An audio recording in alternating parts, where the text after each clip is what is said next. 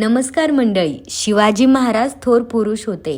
आपण दर साल त्यांची जयंती मोठ्या समारंभाने आणि आदराने साजरी करतो. महाराजांवर सुंदर सुंदर गाणी म्हणतो, पोवाडे म्हणतो. मोठ्या उत्साहाने शिवाजी महाराज की जय असा महाराजांच्या नावाचा जय जयकार करतो. कोण बरे हे शिवाजी महाराज? अशी कोणती मोठी कामगिरी त्यांनी केली? या सर्व प्रश्नांची उत्तरे आपण या आठवड्यात म्हणजे शिवराय वीकमध्ये बघणार आहोत. चला तर मग व्हिडिओला सुरुवात करूया.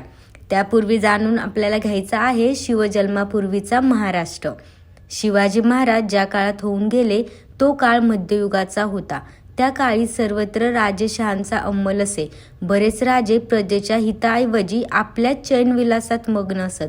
पण त्या काळातही असे काही राजे होऊन गेले की ज्यांनी प्रजेच्या कल्याणासाठी राज्य केले. उत्तरेतील मुघल सम्राट अकबर, दक्षिणेतील विजयनगरचा सम्राट कृष्णदेवराय हे आपल्या कल्याणकारी राजवटींबद्दल इतिहासात प्रसिद्ध आहेत. त्यांच्याबरोबरच शिवाजी महाराजांचेही नाव गौरवाने घेतले जाते. शिवाजी महाराजांनी महाराष्ट्रात स्वराज्य निर्माण केले. स्वराज्य म्हणजे स्वतःचे राज्य. महाराजांपूर्वी सुमारे 400 वर्ष महाराष्ट्रात स्वराज्य नव्हते. महाराष्ट्राचा बराचसा भाग अहमदनगरचा निजामशहा आणि विजापूरचा आदिलशहा या दोन सुलतानांनी आपापसात वाटून घेतला होता. ते मनाने उदार नव्हते. ते प्रजेवर जुलूम करत होते. या दोघांचे एकमेकांशी हाडवैर होते. त्यांच्यात नेहमी लढाया होत. त्यात रयतेचे हाल होत. रयत सुखी नव्हती. उघड उघड उत्सव करणे, पूजा करणे धोक्याचे झाले होते. रयतेला पोटभर अन्न मिळत नव्हते. राहायला सुरक्षित निवाराही नव्हता. सगळीकडे अन्याय माजला होता. महाराष्ट्रात ठिकठिकाणी वतनदार होते, पण रयतेकडे त्यांचे लक्ष नव्हते. देशावर त्यांचे प्रेम नव्हते. प्रेम होते फक्त वतनावर, जहागिरीवर. वतनासाठी ते एकमेकांशी भांडत, आपापसात लढत. त्यात रयतेचे खूप हाल होत. या साऱ्या गोष्टींमुळे रयत त्रासून गेली होती. सगळीकडे अंधाधुंदी माजली होती. शिवाजी महाराजांनी हे सारे पाहिले. रयतेला सुखी करण्यासाठी स्वराज्य स्थापनेचे पवित्र कार्य त्यांनी हाती घेतले. भांडखोर वतनदारांना त्यांनी वठणीवर आणले. स्वराज्याच्या कामी त्यांचा उपयोग करून घेतला. तसेच रयतेवर अन्याय करणाऱ्या सत्तांशी शिवाजी महाराजांनी झुंज दिली. जुलमी राजवटींचा पराभव केला. न्यायाचे हिंदवी स्वराज्य त्यांनी स्थापन केले. हे स्वराज्य सर्व जाती धर्मांच्या लोकांचे होते. स्वराज्यात कोणताही भेदभाव नव्हता. शिवाजी महाराजांनी स्वराज्यात हिंदू, मुसलमान असा कोणताच भेदभाव केला नाही. सर्व धर्मातील साधू संतांचा त्यांनी सन्मान केला. अशी ही महाराजांची थोर कामगिरी पाहिली की आपल्याला प्रेरणा मिळते, स्फूर्ती मिळते. शिवाजी महाराजांपूर्वी सुमारे 300-400 वर्ष महाराष्ट्रामध्ये अनेक संत होऊन गेले. त्यांनी केलेली कामगिरीचा शिवाजी महाराजांना स्वराज्य स्थापनेच्या कामी उपयोग झाला. शिवरायांचे बालपण. ते दिवस फार धामधुमीचे होते. उत्तरेकडून मुघल बादशाह शहाजहान याने दख्खन सर करण्यासाठी मोठे सैन्य रवाना केले होते. शहाजी राजांच्या जहागिरीचे गाव पुणे. विजापूरच्या आदिलशहाने ते बेचिरा करून टाकले होते. शहाजी राजे अडचणीत सापडले होते. इकडे आड तिकडे विहीर. शहाजी राजांच्या वाट्याला धावपळीचे आयुष्य आले. अशा जिजाबाई गरोदर होत्या. तेव्हा या धामधुमीत आणि धावपळीत त्यांना ठेवायचे कुठे हा प्रश्न उभा राहिला. शहाजी राजांना शिवनेरी किल्ल्याची आठवण झाली. जिजाबाईंना त्यांनी शिवनेरीवर ठेवायचे ठरवले. शिवनेरी हा पुणे जिल्ह्यातील जुन्नर जवळील किल्ला. त्याच्या चारी बाजूंना उंच कडे, भक्कम तटबंदी आणि बळकट दरवाजे होते. किल्ला मोठा, मजबूत होता. विजयराज हे त्याचे किल्लेदार होते. ते भोसल्यांच्या नात्यातलेच होते. जिजाबाईंच्या रक्षणाची जबाबदारी त्यांनी स्वीकारली. तेव्हा शहाजीराजांनी जिजाबाईंना शिवनेरीवर ठेवले व ते मुघलांवर चालून गेले आणि तो सोन्याचा दिवस उजाडला. फाल्गुन वैद्य तृतीया शके 1551 म्हणजेच इंग्रजी वर्षाप्रमाणे 19 फेब्रुवारी 1630 शिवनेरीच्या नगारखान्यात सनई चौघडा वाजत होता. अशा मंगळक्षणी जिजाबाईंच्या पोटी पुत्र जन्मला. किल्ल्यावर आनंदी आनंद झाला. बाळाचे बाळसे झाले. शिवनेरी किल्ल्यावर जन्म झाला म्हणून बाळाचे नाव शिवाजी ठेवले. चला तर मग बघूया शिवरायांचे बालपण. शिवरायांच्या वयाची पहिली 6 वर्ष फार धावपळीची गेली. पण या धावपळीतही जिजाबाईंनी शिवरायांना उत्तम शिक्षण दिले.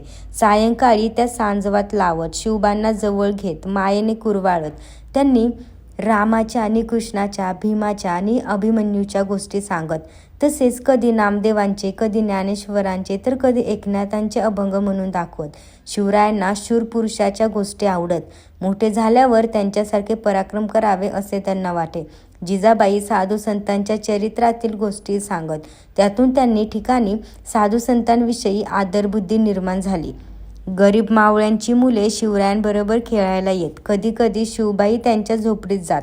त्यांची कांदा भाकर आवडीने खात. त्यांच्याशी गमतीदार खेळ खेळत. मावळ्यांची मुले म्हणून जणू रानातली पाखरे. ती पोपट, कोकीळ, वाघ यांचे हुबेहूब आवाज काढत. मातीचे हत्ती व घोडे बनवणे, मातीचे किल्ले रचणे हे त्यांचे छंद. लपंडाव, चेंडू, भोवरा हे त्यांचे नेहमीचे खेळ. शिवरायही त्या मुलांबरोबर हे खेळ खेळत. मावळ्यांच्या मुलांचा शिवराय फार फार आवडायचे. शहाजीराजे निजामशाहीत परतले खरे, पण त्यांना तिथे स्वास्थ्य मिळाले नाही.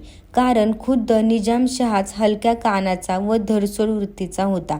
त्यामुळे दरबारात कारस्थानी व हेवे दावे यांना ऊत आला होता.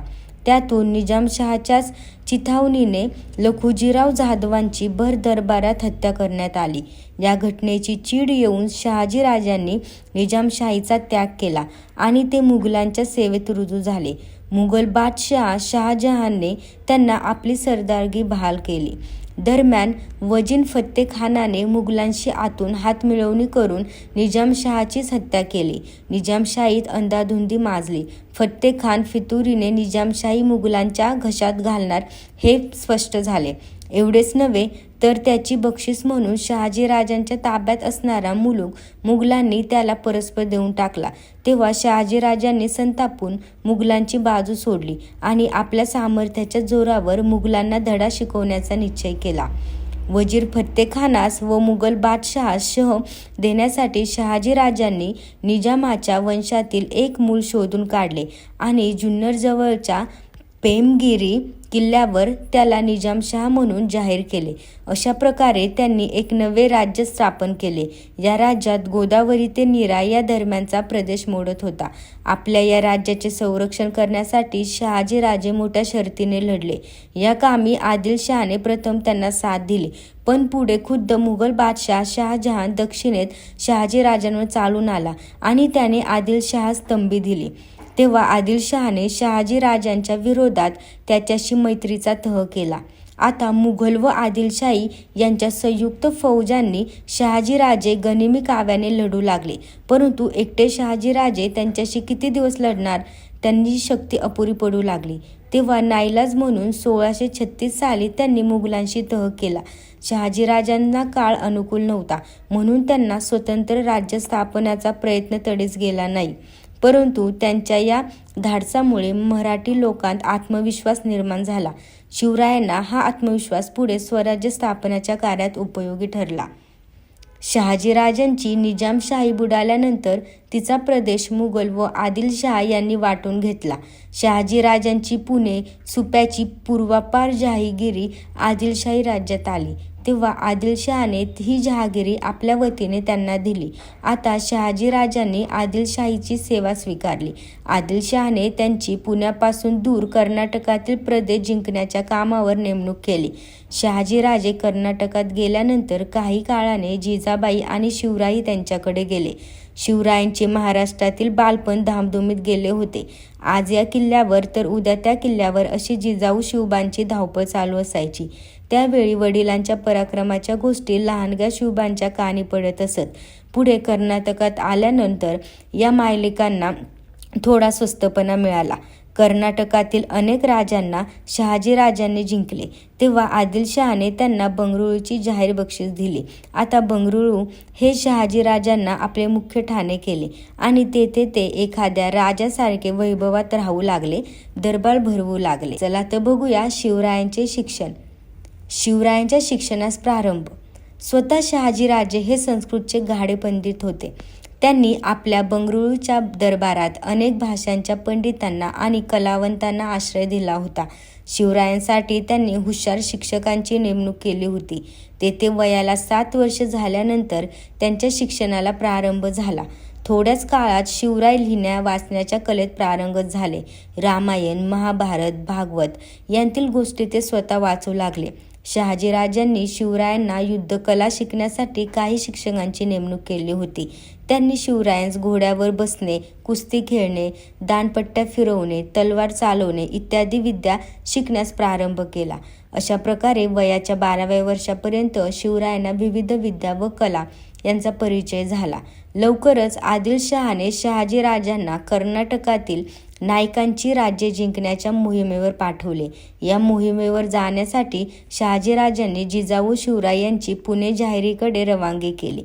पण त्यात त्यांच्याबरोबर शहाजीराजांनी हत्ती, घोडे, पायदळ, खजिना, ध्वज तसेच विश्वासू प्रधान, शूरसेनानी आणि विख्यात शिक्षक यांना धाडले. जिजाऊ आणि शिवराय पुण्याला आले.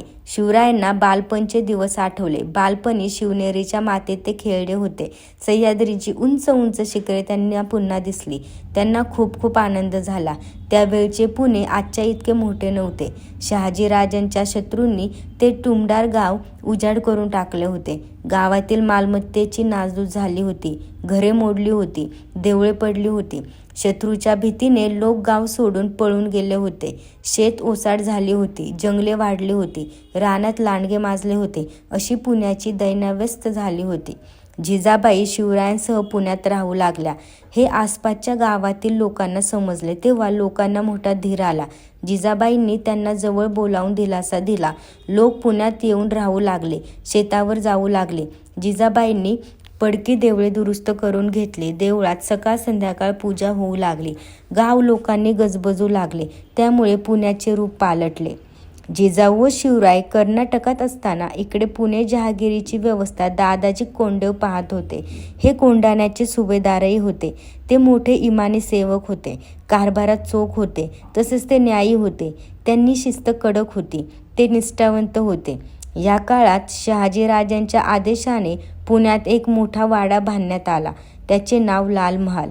शेतकऱ्यांनी शेतात लागवड करावी म्हणून दादाजींनी त्यांना काही वर्षे शेतसाऱ्याची सूट दिली. त्यामुळे शेत लागवडीस आली. माजलेले लांडगे शेतकऱ्यांना त्रास देत म्हणून लांडगे मारण्यासाठी त्यांनी बक्षिसे लावली. त्यामुळे बरेच लांडगे मारले गेले. चोरांचा सुळसुळाट झाला होता. दादाजींनी शेतकऱ्यांची पथके उभारली व त्यांना पहारा बसवला. चोरांचा बंदोबस्त केला. जमिनीची प्रतवारी ठरवून तिच्यावर सारा आकार. त्यामुळे लोकांना आनंद झाला. दादाजी कोंडदेव आणि निजामशाहीचा वजीर मलिक अंबर यांचे कार्य शेती सुधारणा आणि सारा वसुली या क्षेत्रात मोलाचे व पायाभूत मान. शिवराय पुणे जहागीरीत आले तरी जिजाबाईंच्या देखरेखीखाली त्यांचे शिक्षण चालूच राहिले. बंगळुरूहून येताना शहाजीराजांनी सोबत दिलेल्या नामवंत शिक्षकांनी शिवरायांना अनेक शास्त्रे, विद्या आणि भाषा शिकवल्या.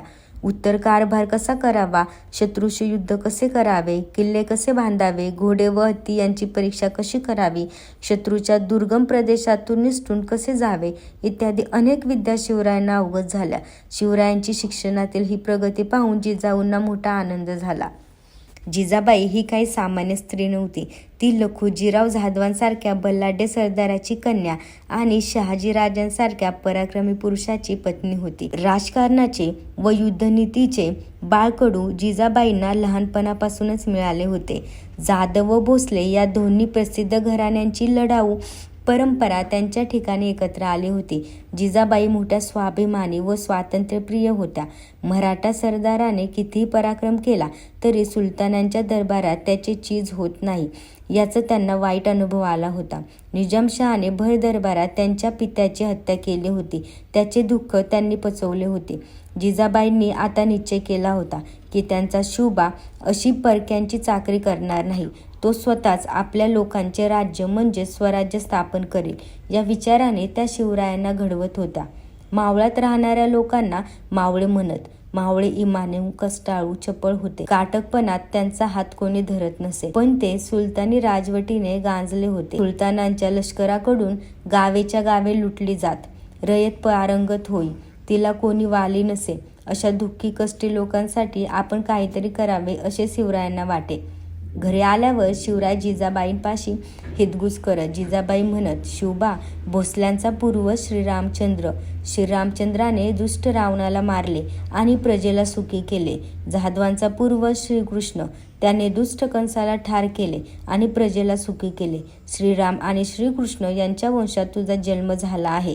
अरे, तू सुद्धा दुष्टांचा संहार करू शकशील. तू सुद्धा गरीब लोकांना खूप सुखी करू शकशील. आईच्या या उपदेशाने शिवरायांना हुरूप येईल. राम, कृष्ण, भीम, अर्जुन या वीरांच्या गोष्टी त्यांना आठवत.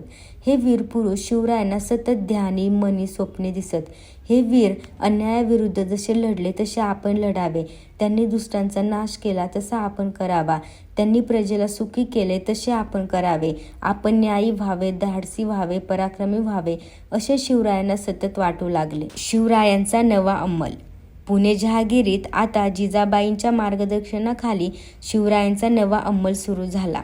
या कामासाठी शहाजीराजांनी पूर्वतयारी करून दिली होती.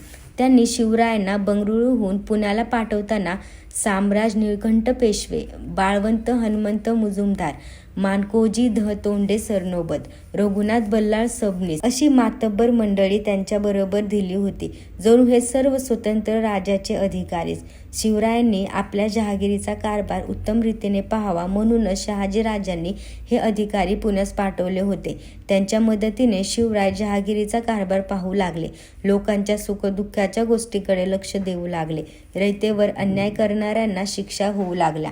एक प्रकारे शहाजीराजांच्या जहागिरीचा कायापालटच होत होता. पुढे होऊ घातलेल्या स्वराज्याचा नमुनाच मावळ्यांना पाहायला मिळत होता.